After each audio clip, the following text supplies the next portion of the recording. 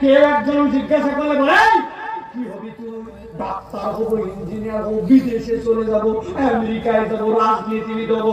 একজন বললেন আমি মানুষের মতো মানুষ হবো, আমি সমাজ সুন্দর করার জন্য একজন সংগ্রামী শপথের সাথী হবো। কেউ বলেন ঠিক না? কারণ জানি না আমরা বিরক্ত হয়ে না কথায়। আল্লাহ রাব্বুল আলামিন বলছেন এইটা তোমার জীবনের উদ্দেশ্য, এটা কোরআন ছাড়া তোমাকে কেউ বুঝাবে না। সর্বশেষ 3 নম্বর কারণ বলে শেষ করে দিব, ভালো করে খেয়াল করেন।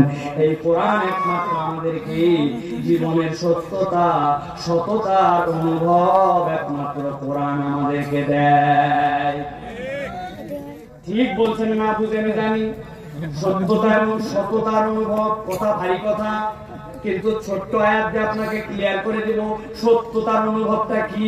সুবহানাল্লাহ, আল্লাহ রাব্বুল আলামিন বলছেন নবী জানান, দেখেন পরিচিত আয়াত, আল্লাযীনা ইউমিনুনা বিল গায়বি ওয়া ইউকিমুনাস সালাতা ওয়া মিম্মা রাযাকনাহুম ইউনফিকুন।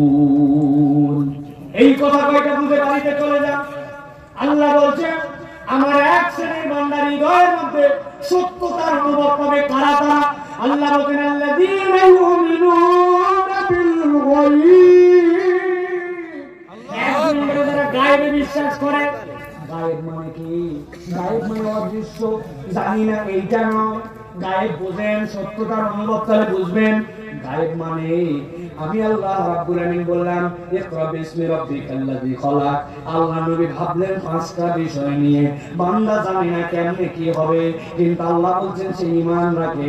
আল্লাহর দেওয়া অর্থনীতি, আল্লাহর দেওয়া সংবিধান, আল্লাহর দেওয়া আইন নিশ্চয় এটা কাজ করে। আমার মাথায় হয়তো বুঝে ধরতে না পারে।